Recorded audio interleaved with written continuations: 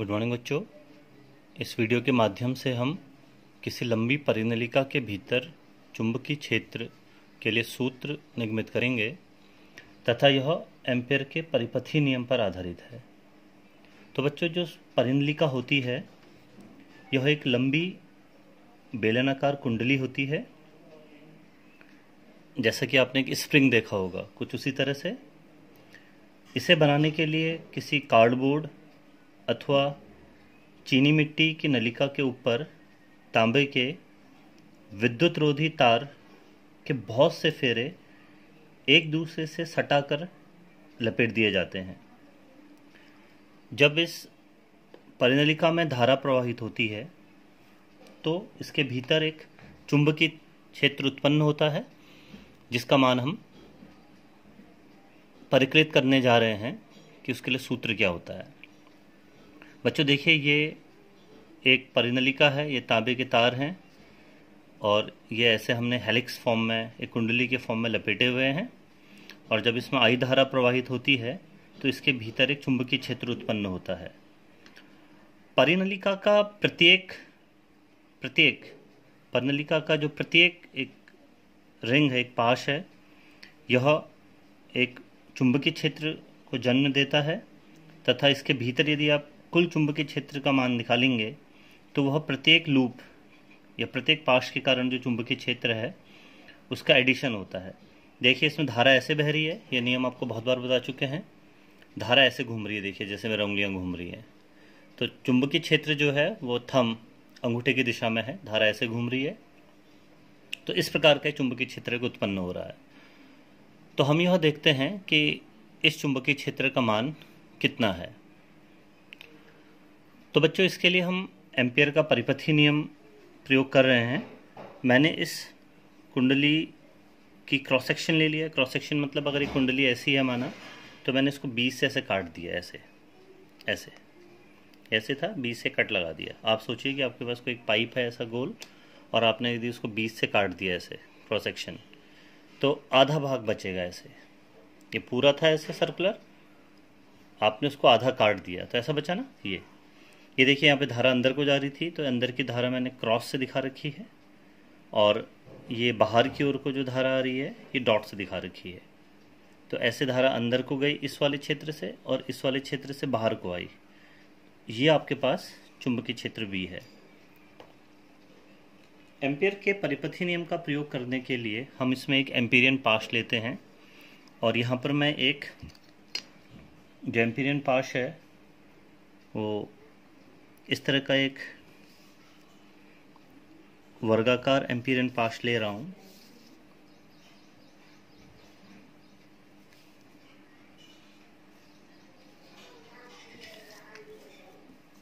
जिसकी ये लंबाई L है और ये भी L है। मैं इसको नाम दे देता हूँ P Q R S, कुछ इस तरह से। ये मेरा एक एम्पीरियन पाश है। इस पाश पे यदि मैं एम्पियर का नियम लगाऊंगा तो इंटीग्रेशन B.dl, इसका मान μ0 I नेट होना चाहिए, जहां I नेट इस पाश के भीतर आने वाली कुल धारा है। तो हम पहले इसके बाएं पक्ष को और फिर दाएं पक्ष को हल करेंगे और देखते हैं कि हमें क्या प्राप्त होता है। ये पूरा का पूरा बंद पाश के लिए है, अर्थात हम ऐसे चल रहे हैं पूरा, P से Q, Q से R, R से S और S से P। तो इस इंटीग्रल को मैं ऐसे तोड़ सकता हूँ, इंटीग्रेशन P से Q B.dl plus integration Q से R B.dl plus integration R से S B.dl plus integration S से P B.dl। तो इसका मान μ0 टाइम्स I नेट आना चाहिए। ये देखिए, पूरा बंद पाश था, तो P Q R S और फिर से P से Q, Q से R, R से S और फिर S से P। अब हम हर एक इंटीग्रल का मान निकालते हैं। B dot D L P से Q। देखिए इसका मान जो है शून्य होता है। उसका कारण यह है कि सोलोनॉइड के ठीक बाहर चुंबकीय क्षेत्र का मान शून्य होता है। B बराबर 0, तो B डॉट डी एल का मान भी शून्य हो जाएगा। B इसलिए 0 है क्योंकि इसका रीज़न ये है कि परिनलिका के इस वाले क्षेत्र में, देखिए इस वाले क्षेत्र में जो चुंबकीय क्षेत्र है उसका मान शून्य होता है। फिर हम आते हैं Q से R। Q से R B dot D L अगर आप देखेंगे तो इसका जो मान है वो होगा Q से R B D L cos 90 degree. क्यों, देखिए ऐसा क्यों? क्योंकि देखिए आप Q से R आ रहे हैं, DL आपका इस लेंथ के अलॉन्ग ऐसा है, आप Q से R आ रहे हैं ऐसे नीचे को, और B ऐसा है, चुंबकीय क्षेत्र ऐसा है, तो दोनों के बीच में कोण कितना हो गया? 90 डिग्री। और cos 90 कितना होता है? 0। तो ये भी कितना हो गया? 0। अब हम इस वाले इंटीग्रल को सॉल्व करते हैं R से S। तो इसका मान देखिए कितना, इंटीग्रेशन R से S B D L cos 0 degree. Cos 0 degree क्यों बताइए? क्योंकि जब आप R से S की ओर को जाएंगे तो चुंबकीय क्षेत्र भी देखिए इसी दिशा में है और आप जा भी इसी दिशा में रहे, DL भी इसी दिशा में है, तो दोनों के बीच का कोण कितना हुआ? 0 डिग्री। और cos 0 कितना होता है? 1।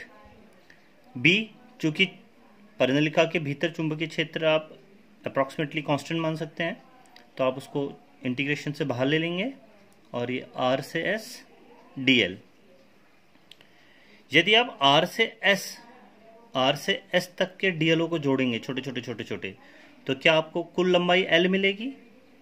तो इंटीग्रेशन DL R से S L हो गया, तो इसको हल करके आपको मिला BL।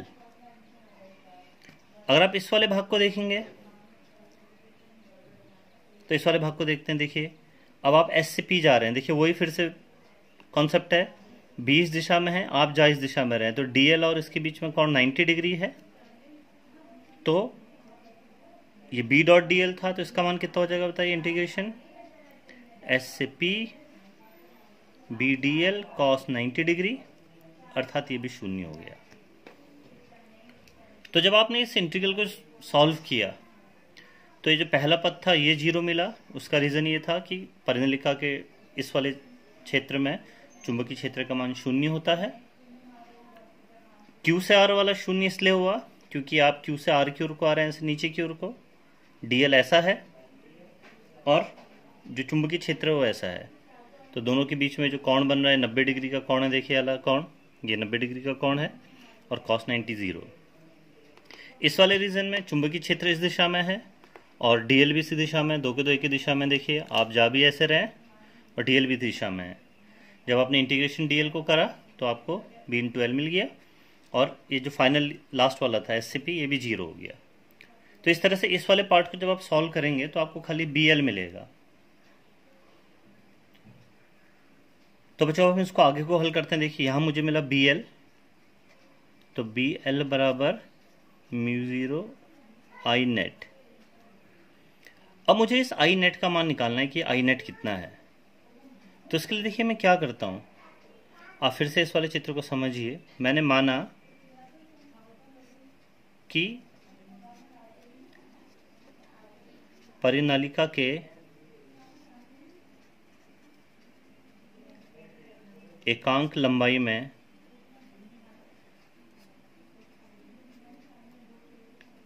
n फेरे हैं। ये देखिए परिनलिका ऐसे घूम रही है, तो मैंने माना कि इसके एकांक लंबाई में n फेरे हैं। तो देखिए ये जो हमने पाश लिया था यहाँ से यहाँ तक इसकी लंबाई l है। जैसे मैं यहाँ पर उदाहरण देख रहा हूँ, इस l लंबाई में देखिए कितने 1 2 3 4 5 6 7 8 फेरे आ रहे हैं। ये मैं आपको सिर्फ उदाहरण दे रहा हूँ।